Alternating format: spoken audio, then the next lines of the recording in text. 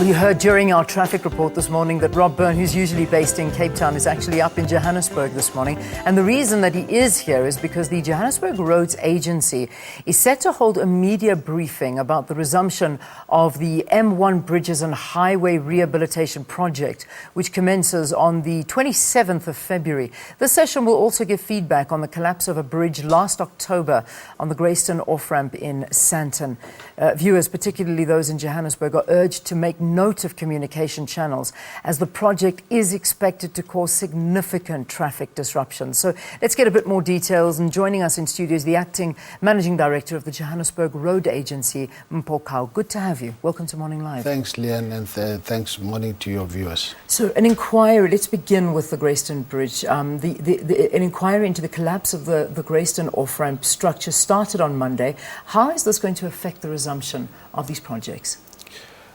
Just to indicate upfront that the project is being undertaken by our sister company, the Johannesburg Development Agency. Suffice to say that the work has been suspended until the hearings have been concluded by the Department of Labour, which are currently underway. And I think once everything has been cleared, they will then allow the construction to proceed. Okay, so at the moment, nothing is happening when it comes to the resumption of this bridge. So it's all going to stay, and we've got to wait 6 months until the findings are released into the inquiry. So that's still quite a while. My understanding is that there's certain sections of the bridge that are allowed to proceed in terms of construction, but that is off the section that had collapsed. So anything that is not related to the scaffolding that collapsed would be allowed to continue. All right. What are some of the lessons that we've learnt from what happened during this devastating incident? Obviously, it has emphasized the need to be more cautious around the safety on site and all the necessary steps to be checked and balances taken to make sure that the safety of the road users as well as the employees or workers on site is taken into account. And this is something that we are currently, as the Johannesburg Roads Agency, ensuring that more diligence is applied in all our works going forward. Yeah.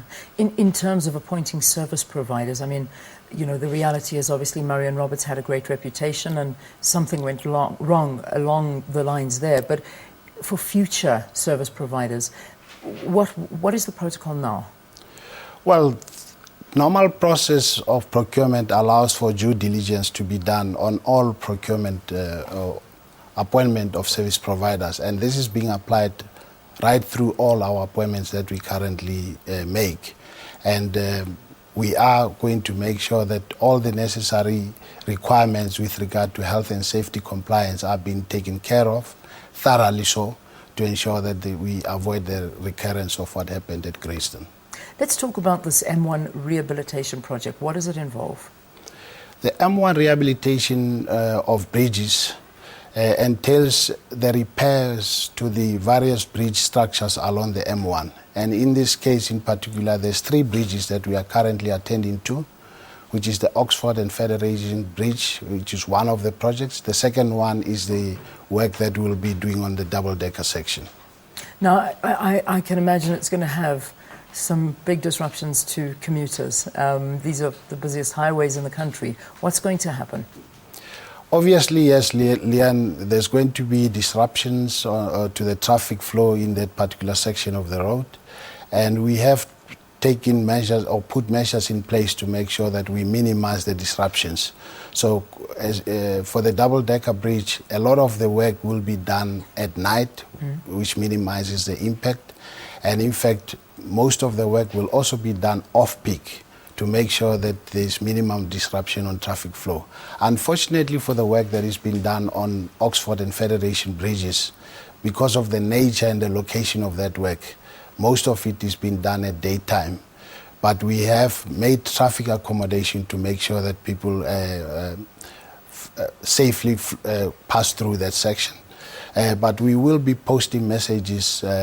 We've got a partnership with Sandral to use their variable messaging system that will be able to inform road users upfront of the condition of the traffic flow, in particular in that section of the road, so that they can consider the use of alternative routes. And where possible, we are encouraging the public and the road users to consider the use of available public transport systems in the city. I must indicate that most of the city areas are currently covered by either the Metro bus service or the Via BRT system, and the taxis as well. So we are really pleading with the public and the road users, commuters, to consider where possible the use of all the public transport systems. So in order to keep that updated, I mean, I know you say you'll use SANRO. When you talk about those, are you talking about the boards and screens on the highways to talk about that? But I mean, obviously before you get on there, you would like to know. So how are you going to get this information out? I mean, websites, Twitter accounts, give us some of those details so that we can start giving it out now. We will be making information available from our website, which is www.jra.org.za, but we are also available on Twitter as well as the Facebook, and these information will be posted on those various platforms to enable our road users to know what to look for and what are options that are available to them as they plan their trips up, at the start of the day. But we are also saying those that cannot avoid going through that section, you need to allow at least 30 minutes extra on your time. On your traveling time. Yes. When does this all start? Construction actually started last year in November on Oxford and Federation, and double-decker section work started early this year. You might have seen the reduction in lane width on the Oxford Federation section, but in a week's time we will be starting to reduce the number of lanes from 3 in each direction to 2, because the work is now extending to the carriageways, and we're really pleading for patience and cooperation from road users. All right. Thank you for updating us. It's big changes that are happening here on the roads in Johannesburg. The rehabilitation program that is taking place, it's already started, but you're going to see even more disruptions now on some of the bridges, and also just updating you as to this the M1 bridge where at the Grayston off-ramp where the structure collapsed. So that hearing has started, and we will hear results out of that in about 6 months' time. Thank you for joining us here on the program. Mpho is the acting MD of the Johannesburg Roads Agency. Let's take a break here on the program. When we return, Ayanda has got the latest from the news front. Stay tuned.